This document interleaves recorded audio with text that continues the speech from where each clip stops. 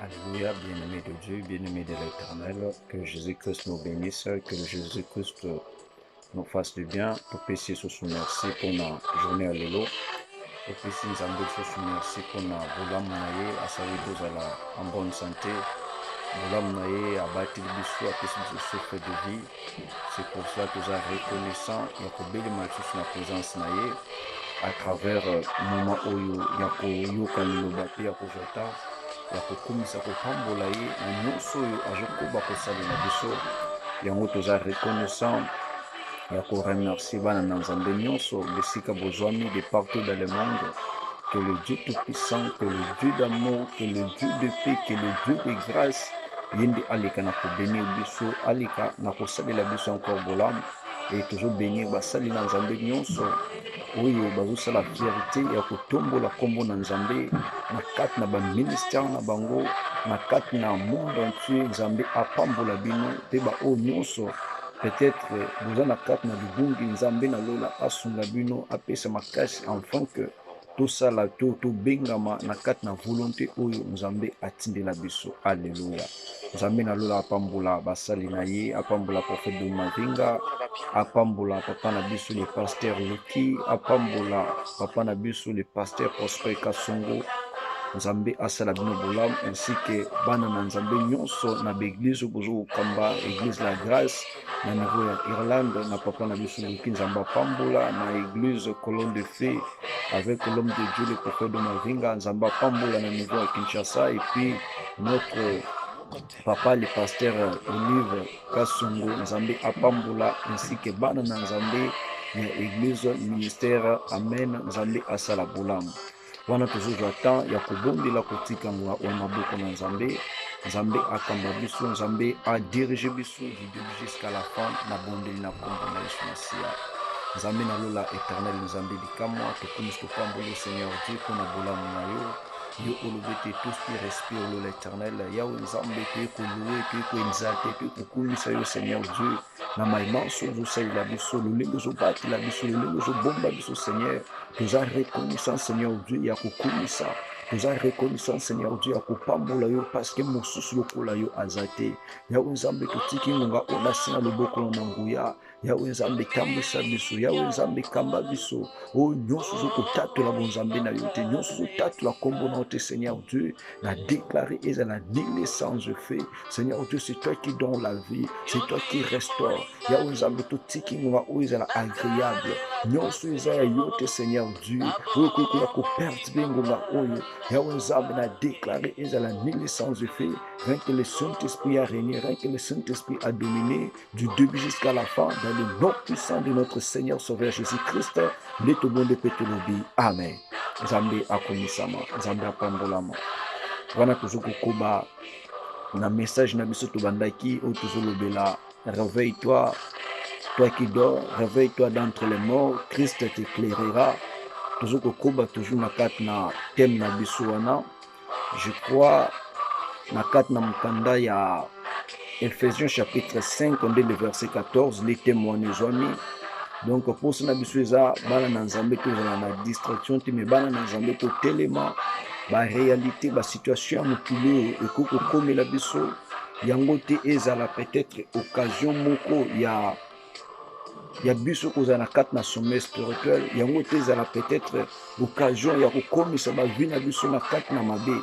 Mais au contraire, tout lamuka, au contraire, tout beli na nzambe, parce que nous le bete tango nyonso tokobeli la kanzambe, tango nyonso tokoluka kanzambe, nzambe akozalaka toujours de notre côté pour nous secourir, pour nous faire du bien, pour nous restaurer. Donc toujours senga na bana na nzambe, tout lamuka na ba prière, toujours senga na bana na nzambe, tout lungwa na kati na banzela mabe, toujours senga na bana na nzambe, tout bana ko lamuka na ba façon nyonso ya kozala na kati na présence na nzambe. Parce que la présence de Dieu, tant que tu as la présence dans Nzambe, tant que tu as Nzambe, tu es que le diable a koluka, koya ko lembisa biso, le diable a kokotsa biso na distraction. Mais monto nous la kati na présence dans Nzambe, monto nous so buka kama bolongo na présence dans Nzambe, Nzamba zalaka agréable pour na ye. Nzambe akota ka bitumba na ye, Nzambe abunga kelongo na monto na pour que monto na zala elonga. Yango toujours senga na bana na Nzambe to la te. Parce que tant que toujours kolala nde le diable azokoprofite mpona koya kobundisa biso. Ntango tozokolala nde le diable azokoya mpona kobongisa baprojet na ye ya mabe. Mais ntango toza na kati na réveil spirituel, nde nzambe akorevele biso même ce qui est la volonté de l'ennemi, afin que totelema na nzela ya prière, afin que tolungwa na kati na distraction mpona kobelela nzambe. Motema na yo esengeli ezala na contact, ezala na communion na nzambe, parce que motema na ntango eza contact, eza na communion na nzambe, nzambe akozala toujours permanent, nzambe akozala toujours disponible na ngonga nyonso koluka kobelela ye, na ngonga nyonso koluka kobelela nzambe, nzambe akomimonisa. Alléluia, merci Seigneur Dieu. nzambe apesaka bomoi na baoyo nyonso baye epai na ye, kozala na pongi te, kozala na sommeil te. tolobaki ke moto azalaka na sommeil, ntango oza na kati na sommeil, il y aura eloko moko quelconque okoki koperdre à cause ya sommeil. Mais ntango oza na kati na vie ya réveil spirituel, vie ya réveil spirituel ekosala ke ozala perdante te, ozala perdante te, mais vie ya réveil spirituel ekosala ke oyebana kogagner des choses oyo okoki kobungisa à cause ya kozala na réveil spirituel. yango tozosenga na bana na nzambe tolungwa na kati na pongi, tolungwa na kati na badistraction, tolungwa na kati na bafutilité, mais tozala mpona kotombola kombo na nzambe, tozala mpona koeleve kombo na nzambe, tozala mpona koexalte kombo na nzambe, parce que il est près de tout ce qu'il invoque. Alléluia. aza pembeni na bao nyonso babelelaka ye, amimonisamaka, amitikaka na bao nyonso bamikaka ye.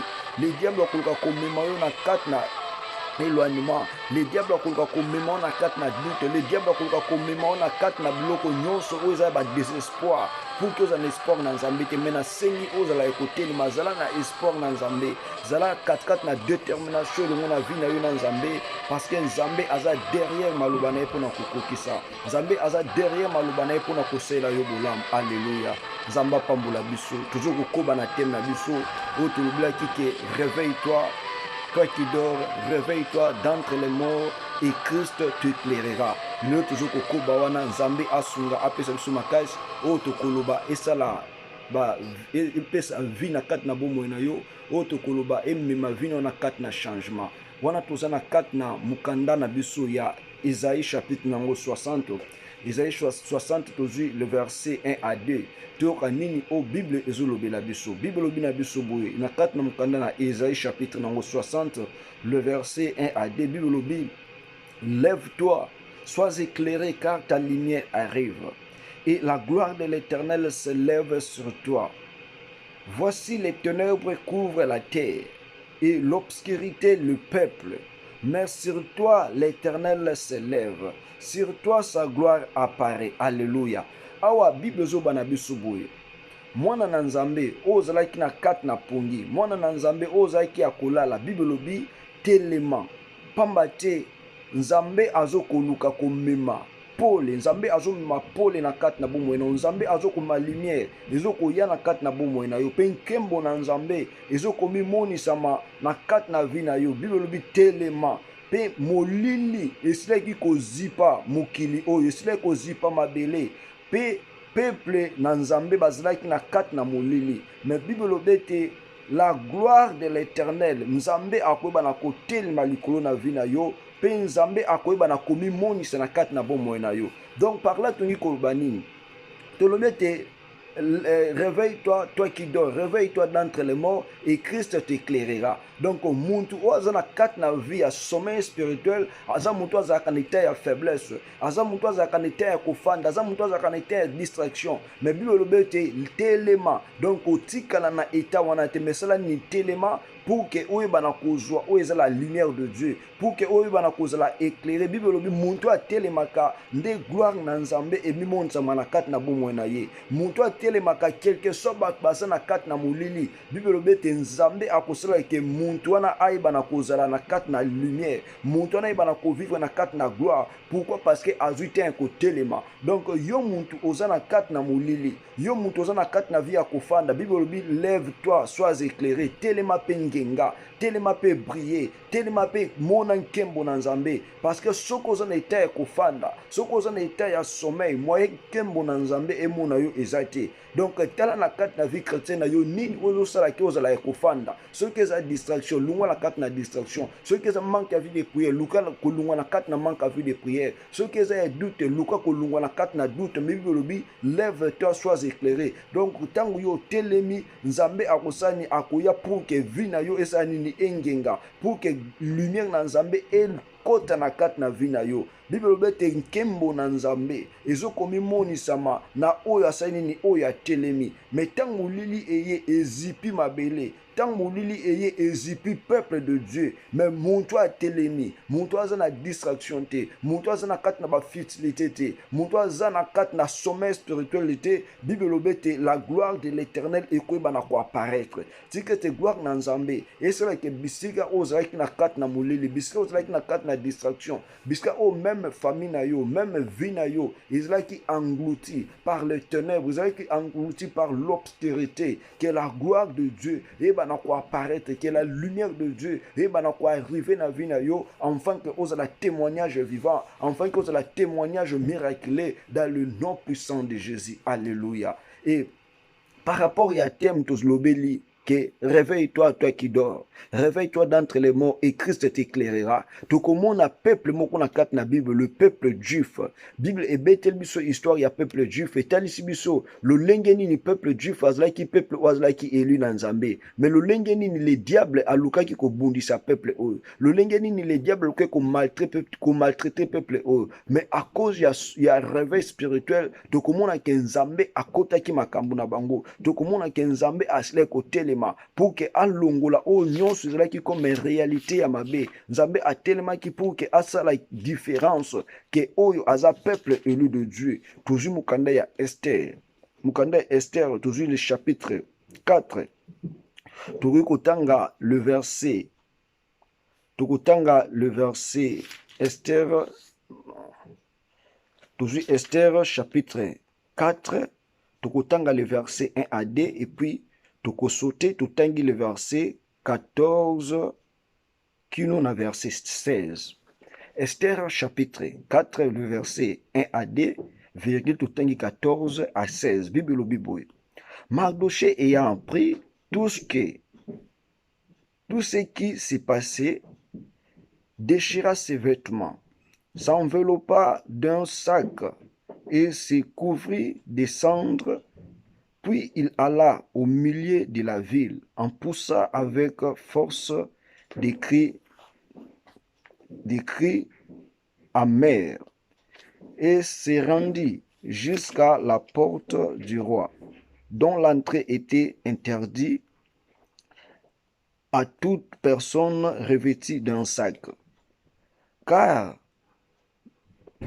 Car si tu t'étais, le verset 14, car si tu t'étais, maintenant, le secours et la délivrance s'immergeront d'autre part pour le juif, et toi et la maison de ton père, vous périrez, et qui sait si ce n'est pas pour un temps comme celui-ci que tu es revenu à la royauté.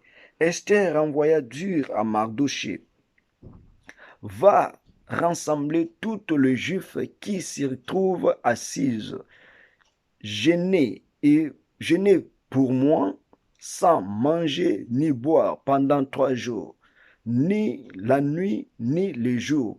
Moi aussi, j'ai généré de même avec mes servantes. Puis j'enterrerai chez les rois. Malgré la loi, si je dois périr, je périrai. Alléluia. Awa Bible zobeti la biso histoire ya Mardoché et Esther.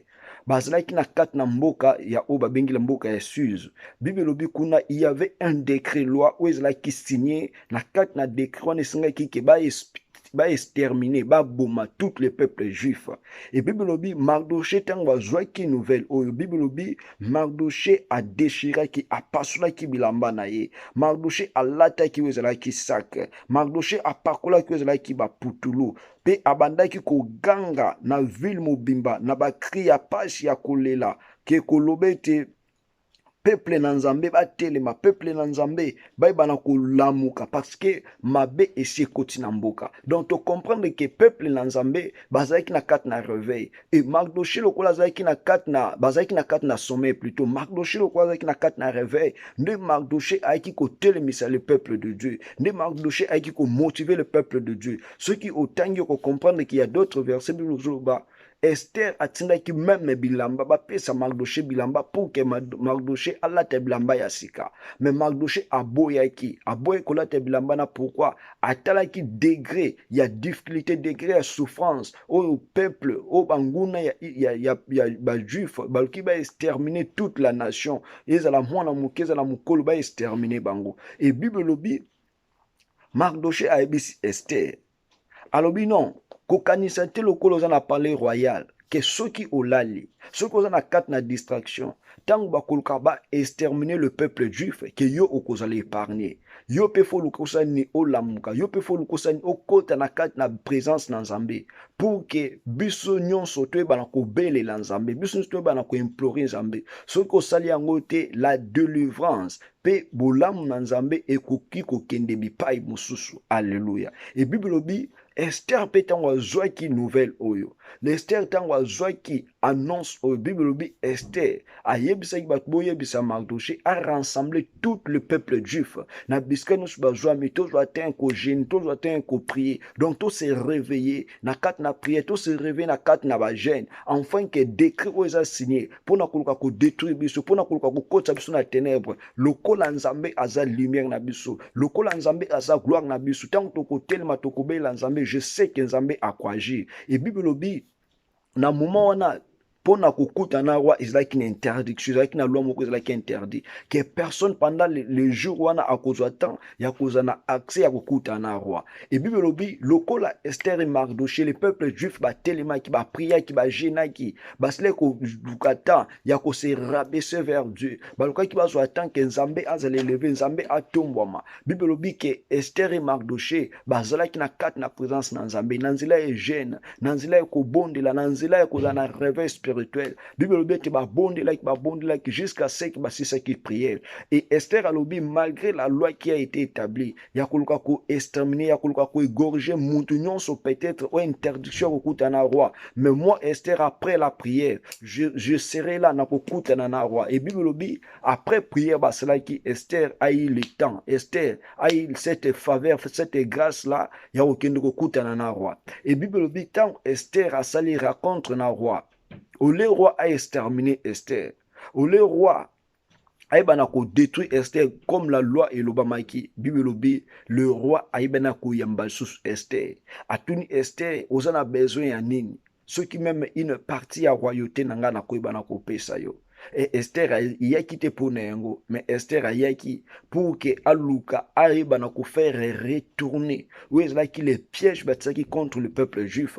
Et Esther a qui t'a à solo là qui n'a roi. Donc la carte na prière, la carte na cause na réveil spirituel, ne te reçoit qu'attend il y a qu'au changer où est là qui va donner à ennemi. Bible bi va donner ennemi ça qui pour que peuple juif ba na kufa bango nyonso za la mukolo za la mwana mukebe ba na cause la exterminer. Mais à cause ya prière, à cause ya cause na vie au Bible lobi lève-toi sois éclairé. Lokola le peuple juif va s'élever qui comme un seul homme. Lokola le peuple juif va téléma qui Bible lobi te les décrets là qui signé pour na koboma pour na ko exterminer, le décret n'est là qui annulé. Ya mona zo ebiso mwana nzambe bisika nyonso oyo monde ateno ba ko téléma na bomo na yo. Koza na vite ya kofanda, koza na vite ya distraction mais luka o téléma. Ko téléma kaka na maloba te mais téléma la ba acte parce que le peuple juif va téléma qui na maloba te mais ba téléma qui na acte là qui a prière. Et Bible dit après avoir kosa na bango prière, Esther a organisé qui qui manifestation et ennemi à peuple juif qui Aman. Bible dit à s'approcher qui vers le roi, à s'approcher qui vers Esther. Et tant à s'approcher, Bible dit Esther a bien dévoiler les secrets. A ebisi roi pourquoi aux autres tika bato bayeba kozwa décision pour que ngape peuple nga tous la exterminer. Oh le roi nayebi te soki a joué qui na inconscience, soki pas joué qui na malin. Bible lobi le roi Tuni qui a fait ces décrets pour na ko exterminer, pour na ko détruire le peuple juif. Et Esther a lobi muntu asala qui le décret ezala qui Aman. Et Bible lobi les dossiers là qui tournaient vers Aman, et Aman ainsi que sa maison, là qui détruit, là qui na kat na kufa. Pourquoi? Parce que le peuple juif besoin quitter un côté les mains. Pourquoi? Esther Mardoché besoin quitter un côté les mains. Pourquoi? Parce que Esther et Mardoché besoin qui est la gloire de l'Éternel, et banako se lever le kolaba vina bango. Et tant qu'on va se lever qui nzambe pe à côté qui makamuna bango. Dans la kat na vie chrétienne, nous avons la part de Dieu et nous avons la part des hommes. Izana makambo soute nyonso kaka te nzambe akoyeba na kosela biso. Izana makambo to senga tant que l'enfant de Dieu oyeba na kotelema, oyeba na s'élever pour que na par pe ya nzambe tango akoyeba na koseleve kotelema pour que yo ozala délivrer, pour que yo omona bolamu na nzambe. Mais soki okozala toujours ya kofanda kozela ke nzambe asala nyonso, nzambe asalaka nyonso te. Nzambe aza na parti na ye oyo asalaka parce que alobi ke atie liboso na biso mabe na malamu. Donc asali ngolu ke biso ba na nzambe to pona oyo eza malamu, parce que il y a la part de l'homme et il y a la part de Dieu. Pour que peuple juif ba kota na kat na délivrance, Israël qui na part na bango pi basani ba telema na prière. Israël qui na part na bango pi ba lunga na kat na distraction, parce que na palais royal Esther abandait kolia, abandait komela, abandait kolata. Mais ceux qui les décrets là qui signent, je ne crois pas Esther alanga qui azala épargné. Donc ngo ça pe moko ya bato banga ba kota na kat na kufa wana. Mais lokola a telema ki, lokola azwa qui te en prière, Bible obete ba dossier na isle ko za la changer. Na année au 2021, oyebite le plan nini o ennemi azoko bongisa pona yo. Oyebite ma projet nini ennemi abongisi pona yo. Mais ceux qui okozwa temps ya koza toujours na kat na kofanda, okozwa toujours na temps kofanda na distraction. Le plan ya ennemi na vie na yo okoyeba na ko s'accomplir. Izana ba musu déjà ba si ba bongisi bango ba projet, ba bongisi bon déjà ba date ya mabe ya kufa ya ba sacrifice, ba date peut-être ya ba maladie ya ba échec. Yo oyebi yango te, mais okoluka komona changement na yango tango kotelema, tango kozana kat na vie de prière, parce que Bible lobi les ténèbres couvrent la terre, l'obscurité est le peuple, mais sur ceux qui s'élèvent, mais sur ceux qui obazana kat na réveil spirituel, Bible lobi était la gloire de l'Éternel zoko s'élever, penkembo na nzambe zo sani ezoko mimoni sama. Yango na sengi na yo ndeko, na sengi na yo kozana kat na vite oza sommeil, koluka te kozana kat na vie ya distraction, mais telema, tango yo telemi kembo na nzambe, tango yo telemi gloire na nzambe, lolenge nzambe asalaki na peuple juif, lolenge nzambe alongolaki bango na liwa, lolenge nzambe adelivra ki bango, nzambe wana aza na makoki ya kodelivre yo. Tomoni ke interdiction ezalaki liboso même ya Esther pour ki akutana na roi,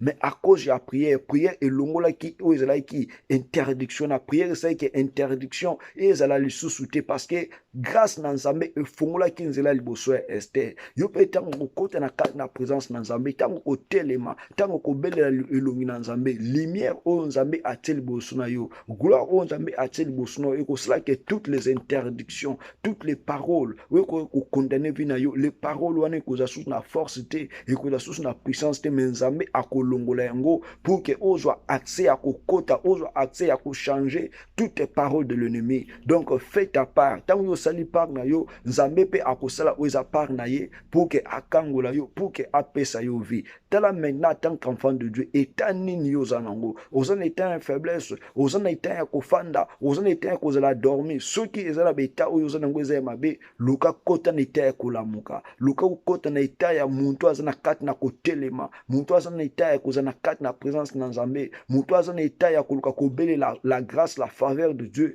et bi la vie na ye. Tango yango ko bi la vie na yo, okozala muntu ko témoigner bolamu na nzambe, okozala muntu oyo batu bakoloba oui cette femme, cet homme, Azavman Nzambe, Oaza le Dieu Tout-Puissant, Azavman Nzambe, Oaza le Rédempteur, parce que Bible il est le Rédempteur, Aza toujours prêt à koyokayo, Aza toujours prêt à komonayo, Aza toujours prêt à changer quelque chose, Oueza, Yamabe na kat na bomo na yo, Mazana besoin au téléma, Ndengia Lobete, lève-toi, sois éclairé, car ta lumière arrive, la lumière d'Nzambe est arrivée à Kanabato ba télémaka, la gloire de Dieu est s'élève à Kanaba oba télémaka, sokoza kufanda moyo mona gloire na nzambe zate, sokoza kufanda moyo mona nkembo na nzambe zate, meluka otelema na kat na vie na yo, luka obele la nzambe, luka oyo bana ko s'effacer pour que nzambe ay bana ko s'élever na vie na yo, ainsi que omona nkembo na nzambe, ainsi que nyonso ya yo ezala changer dans le nom puissant de Jésus. Alléluia. Merci Seigneur Dieu. Ya nzambe akumisama, nzambe apambola mana ye pona maluba oyo apesi biso na tongo na lelo. Tolobete, lève-toi, réveille-toi, toi qui dors, réveille-toi d'entre les morts. Christ t'éclairera. Nzambe wa éclaira qui le peuple juif.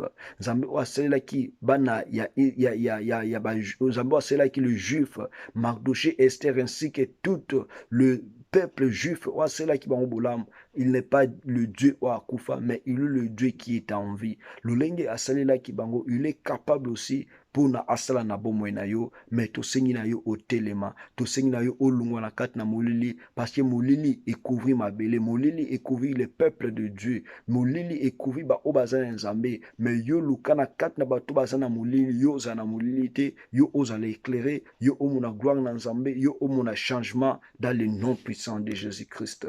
Nzambe akumisama, nzambe apambulama na ye, pona tango azalaki na biso, wana tozokozwa temps ya kobondela, tozokozwa temps ya koeleve ya konza te nzambe, pamba te alobi ete nyonso na mpe mekumisa ye, nalingi ete tokumisa nzambe, nalingi ete topambola nzambe na oyo nyonso asaleli biso, na oyo apesi biso, na ntango oyo nyonso ozokende koyebisa nzambe kumisa mapambolama, parce que yo nde oza likonzi osimbi bomoi na nga, yawe nzambe kati na bitumba, yo nde oza makasi na nga, kati na barealité, kati na maladi, yo nde oza nyonso ya nga, tobondeli kokumisa kopambola nzambe dans le nom puissant de Jésus. Alléluia.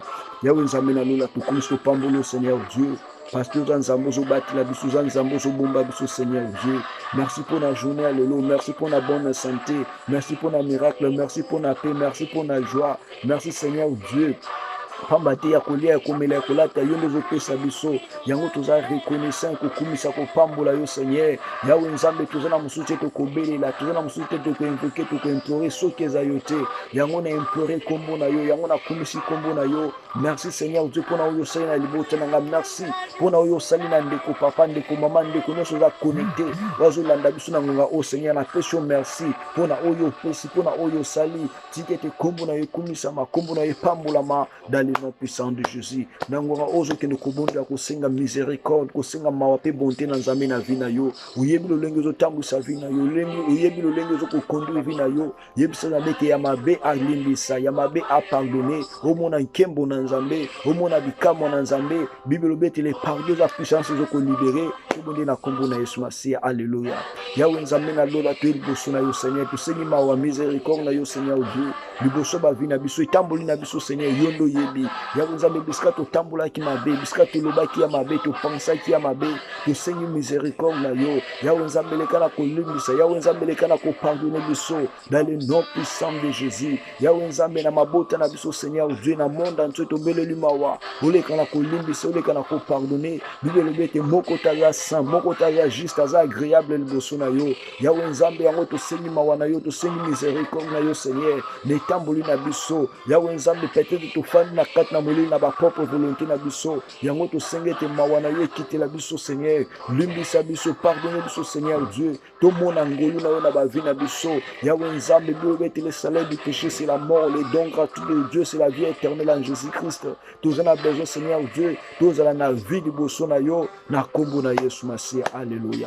Nangwa ozokende kobondela, ozokende kosenga le Saint-Esprit na nzambe apesa yo makasi ya kotelema. Le Saint-Esprit na nzambe apesa yo makasi vi na yo ezala éclairé, enfin ke nyonso okosala na ane oyo yebisa nzambe ete Seigneur nazala toujours ya kotelema, pamba tolobi ete natelema po ke na ngenga mpe gloire na yo komimotema na vi na nga, tomonde na kombo na Yesu. Alléluia. Yawe nzambe na lola Seigneur Dieu na déclaré kosenga Saint-Esprit na yo, que le Saint-Esprit de Dieu alimonisa, le Saint-Esprit de Dieu yawe nzambe akamba biso, le Saint-Esprit de Dieu asalaki bavi na biso etelema, bavi na biso engenga, bavi na biso ezala éclairé, bavi na biso Seigneur Dieu ekende liboso elongo na yo. Yo lobi ete Seigneur Dieu lumière na yo ezokoyela biso, yawe nzambe toujours ezala éclairé, na sengi Saint-Esprit na yo aéclairé bavi na biso Seigneur. Bisika o Satan afandisaki biso na molili, bisika o Satan afandisaki makambo na biso, afandisaki basante, afandisaki misala Seigneur, afandisaki ba vie chrétienne, yawe nzambe nazobondela kosenga ete Seigneur que le Saint-Esprit de Dieu aya kolamusa, le Saint-Esprit de Dieu azongisa vie oyo eza ya réveil spirituel na kati na vie ya moko na moko, alongola sommeil spirituel na kombo na Yesu Masiya. Yawe nzambe toye liboso na yo parce que toyebi ke yo nde oza vie, toye liboso na Seigneur Dieu parce que toyebi yo oza rédemption, yo nde oza rédempteur. Yawe nzambe tobe tobeleli Seigneur Dieu opesa bomoi na bavi na biso na kombo na yo Yesu Masia na kombo na yo le roi des rois dans le nom puissant de Jésus. Na ngonga o tozokende kobondi la Bible lobete l'obscurité couvre la terre et le peuple de Dieu, merci toi, soit sa gloire apparaît. Aujourd'hui, nous avons besoin de Seigneur Dieu, nous avons besoin de gloire na yo. Et maintenant, quoi apparaître de sika nyon son moulini et wumela qui na bomo nanga. Biskana son moulini et wumela qui na santi na libota na vie chrétienne na yo. Aujourd'hui, nous avons besoin de gloire na yeba na quoi apparaître, gloire na Nzambe et que nous pouvons faire effacer, éliminer nyon sur les certains les diables pour donner na kumbu na Yesu. Alléluia. Na Nzambe na lola tué ko bon de la Seigneur Dieu, to senge que biskana sur les ténèbres, le diable Seigneur va se lever qui Seigneur Dieu. Pour kukota mulini na bavi na biso, kukota mulini na bafamille na biso. Yahweh Nzambe, tous on a besoin que la gloire de l'Éternel, tous on a besoin que la lumière de l'Éternel, Yahweh quitte Seigneur Dieu, et bana ko éclairer ba vie na biso, et bana ko éclairer ba nzela na biso, et bana ko éclairer ba pensée, bana ko éclairer ba vie chrétienne na biso. Yahweh Nzambe natali le peuple juif Seigneur, mulini ya ki pona kokota kufa. Yahweh Nzambe bazala ki na kat na sommeil te me ba telemaki, pona ko implorer ko bele la yo Seigneur. Telema ki okota ki makamu na bango, o telema ki Seigneur opesa ki vi, yango biso peto ye Seigneur Dieu, na kat na mokona lelo, Yahweh Nzambe nyonso ebongisami, ya kufa ya maladie Seigneur, nyonso ebongisami, ya mabe na kat na ba vie chrétienne na biso, yo comme na biso na mulini Seigneur, to senge te Seigneur Dieu, yo telema, Yahweh Nzambe opesa biso makasi Seigneur, to bima na kat na mulini, to bima na kat na ba projet ya mabe, enfin que to confesser bon Nzambe na yo, enfin que to telema lokola peuple juif Seigneur, ya kolongola toutes les lois où ils ont établi, ya kolongola toutes les lois où est élémi na ba vie na biso dans le nom de Jésus. Ya wenzambo pesa ki bomo na peuple juif parce que ba ekili boso na yo. Biso pe Seigneur Dieu mokona lelo, to ye liboso na yo Seigneur. O pesa biso vie. Ya wenzambo longola nyonso Seigneur. We eza pona koluka komema ba vie chrétienne na biso na mulili, pona koluka komema ba vie chrétienne na biso Seigneur Dieu na kat na sommeil. Ya wenzambo longola biso. Oh Père éternel, Yahweh Nzambe tozana besoin que yondo de la délivrance na biso na mokona lelo, na kombo na Yesu Masia, na kombo na yo le roi des rois, dans le nom puissant de Jésus. Alléluia. Na moment où je te kobela moto na Nzambe ezikisa ba dossier nyonso oyo amana pe bato ne babungisi mpona bomoi na yo na vie chrétienne na yo moto na Nzambe ezikisa ebebisa yango na famille na yo moto na Nzambe ezikisa ebebisa semence nyonso diable asima na santé na yo na mosala na vie chrétienne na yo ezika ebebisama na moto tobone na kombo na Yesu. Alléluia. Yahweh Nzambe nabeleli moto na yo Seigneur, que le feu de l'Éternel ekende koconsume, le feu de l'Éternel ekende kozikisa oyo nyonso Seigneur Dieu monde ya ténèbre babungisi mpona vie nanga mpona santé mpona bandeko nyonso tozosambela na bango na nanga oyo Seigneur Dieu, je déclare le feu de l'Éternel. Via ba onyoso Satan, fanisa qui na molili. Via ba onyoso Satan, fanisa qui na ténèbres, Seigneur. Je prie maintenant dans Zokobe la moto na yo. Ezikri sa puissance, nyonso Seigneur. Oya ka kolanda ba vie na biso puissance nyonso Seigneur Dieu. Oya zwakatan ya ko envoûter ba vie na biso. Ya wenzambe ezikra na moto ebebisa mana kombo na Yesu Masia. Seigneur Dieu, nous avons besoin et que yondo tambusa, nous avons besoin Seigneur vie chrétienne na biso. Yondo simba yango Seigneur Dieu et que liboso vie chrétienne na biso ezala éclairer, vie chrétienne na biso Seigneur Dieu ezala délivrer na kombo na Yesu Masia. Ya wenzambe na ba santé na biso Seigneur, semence nyonso ennemi oyo ko mema biso na molili ezala musika dans le nom de Jésus. Bible lobilo boko na yo eza mukuse te pona kukangola matoi na yo Seigneur Dieu yo kaka tobeleli Seigneur lo boko na nguya e kangola emema lumière emema vie Seigneur na ba o nyonso ya wenzambe monde a ténèbres interdit ba on a guérison parce que Bible lobete Seigneur Dieu, tu es derrière ta parole. Yango tobele lo kangola, tobele lo délivrer Seigneur Dieu na ba famille. Oh non, cela est déclaré par Aman, cela est déclaré par Benemi à progression. Ya wenzambe non se baby sama, ya wenzambe to kato tatu la wenzambe na yo to tatu la kimia na yo dans le nom puissant de Jésus-Christ. Bonjour que nous komunda ko singa le sang de Jésus. Makila na Yesu Masia bomba vie chrétienne na yo. Maklana Yesu Masia e bomba libota na yo bomba famille na yo bozala épargner malgré loi oyo peuple étranger malgré les lois oyo bateli boso na biso lolenge Esther pe batila ki loi mais Bible lobete akota ki chez le roi toujours que nous kobonda ko biso zambete Seigneur makila na yo ki nous ko effacer ki nous ko éliminer ba loi nyonso bateli boso ba vie na biso boso ba vie chrétienne na biso tozala toujours na kat na moleli ba loi na Nzambe et ki nous ko effacer ko éliminer nyonso ya Satan le diable to déclarer le sang de Jésus. Alléluia. Yawe Nzambe to déclarer makila na yo Seigneur Dieu et bomba biso makila na yo Yawe Nzambe protéger biso contre toutes les lois établies, contre toutes les lois Seigneur Dieu oui tamizo ko interdire biso na vie chrétienne Seigneur et que toi bana komona bolamu te OK Bible bete Seigneur Dieu ba o nyonso baza derrière le lobana yo ba o nyonso Seigneur Dieu ba belela kayo Yawe Nzambe mi monsa kana ba vina bango na déclarer le sang de Jésus Seigneur Dieu et effacer esprit nyonso éliminer Seigneur Dieu esprit nyonso Yawe Nzambe effacer bat na ténèbres na déclarer le sang de Jésus et sanctifier ba corps et sanctifier ba âme et sanctifier ba esprit na biso Seigneur Dieu ainsi que vie chrétienne na biso Yawe Nzambe yondo za la présent na vie chrétienne biso Seigneur Dieu yo mi monde na déclarer le sang de Jésus Yawe Nzambe longo l'interdiction nyonso ya Satan le diable ezala na butu ezala na moi Seigneur Dieu elonga biso te elonga ba famille na biso te je déclare le sang de Jésus yango za la protection ba vie chrétienne na biso le sang de Jésus yango ne pe sa vie na kombo na yo Nzambe na lola na kombo na yo le roi des rois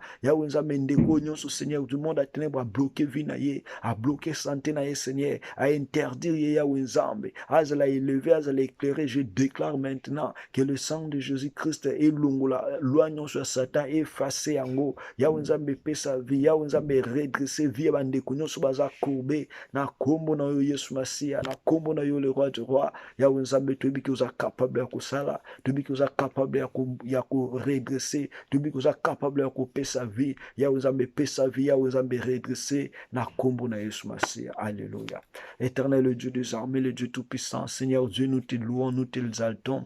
Pour n'attendre zalaki na biso Seigneur Dieu, pour n'attendre le kisi na biso Seigneur, Yawe Nzambe na yebi ki okangoli, na yebi ki opesi vie, na yebi ki olongoli na kati na ténèbres, na yebi ki okangoli lulungi okangolaki le peuple juif Seigneur Dieu, liboso ya loi ezalaki ya ko détruire bango ya ko boma. Yawe Nzambe opesi biso vie lokolo opesaki bango vie. Yawe Nzambe biska ténèbres, asile ko régner biska ténèbres Seigneur Dieu, atkotaki molili Yawe Nzambe na kati na mokona lulenge to liboso na yo to telemi pe to tatoli gloire na yo Seigneur Dieu na ba vie na biso pe to tatoli kimia na ba vie na biso. Merci pour na yo saleli biso Seigneur sunga biso Seigneur Dieu vie chrétienne na biso ezala na molili te vie chrétienne na biso ezala na sommeil spirituel te mais vie chrétienne na biso telema vie chrétienne na biso na kati na réveil spirituel enfin que Seigneur Dieu to mona bonzambe na yo enfin que Seigneur to tatla kamwa na yo na kombo na Yesu Masia batela ndeko nyonso de près de loin Seigneur enfin que vie chrétienne ya Nzambe ebota bambuma vie chrétienne ya Nzambe ezala na kati na lumière ezala na kati na force ezala na kati na puissance ezala na kati na bénédiction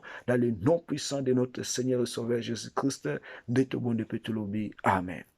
Nzambe na lola apambola biso Nzambe na lola akomisama na tango nyonso azalaki na biso na kati na ngonga oyo tolekisi tiki ete nkembo lokumu masanjoli ezongobele na trône na ye et ndeko papa ndeko mama demeurer toujours na kati na présence na Nzambe demeurer toujours ya kozala debout demeurer toujours na kati na koluka elongi na Nzambe pour que diable a dominé na vie na yo mais yo ndo dominer sur la vie ya diable pe na ba projet na ye ya mabe tiki ete ya Nzambe asunga biso ke mois oyo ya février tolekisango malamu deki ndenge tobandaki pe tokosukisa esuka malamu po omona nkembo na Nzambe pe omona délivrance na Yawe Nzambe na vie na yo pe na famille na yo.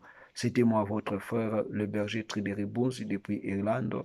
Nzambe apambola et lelo na ngonga ya 19h30 le mercredi 19h30 à 20h30 toza connecté na kati na église la grâce na programme na biso ya prière tokotinda link na groupe na biso ya WhatsApp temps de la parole ndeko nyonso luka ozala connecté soki oke na page na yo Facebook obeti la grâce Christian Ensemble nde okozala pe connecté na biso na kati na prière donc sur WhatsApp et puis sur Zoom nde tozalaka connecté et puis le vendredi lisusu tokozala wana na même heure de 19h30 à 20h30 na kati na église la grâce na ngonga na biso ya prière ndeko yozo nesika kosambela te luka esika kosambela ou bien zala connecté na biso tosambela elongo na yo et puis le dimanche toza wana lisusu de 14h de 12h juste à 14h juste na kati na église la grâce toujours link epesamaka totiaka link na page na biso WhatsApp ou bien soki obeti la grâce Christian Ensemble nde okozala pe connecté na biso na nzela ya Facebook. Nzambe apambola biso, abatela biso, bajournée malamu à tous, que la gloire de Dieu et le bonheur de Dieu ait accompagné biso du matin, le midi et le soir, dans le nom de Jésus-Christ. Amen. Tokutani à la prochaine. Ciao, ciao. Alléluia.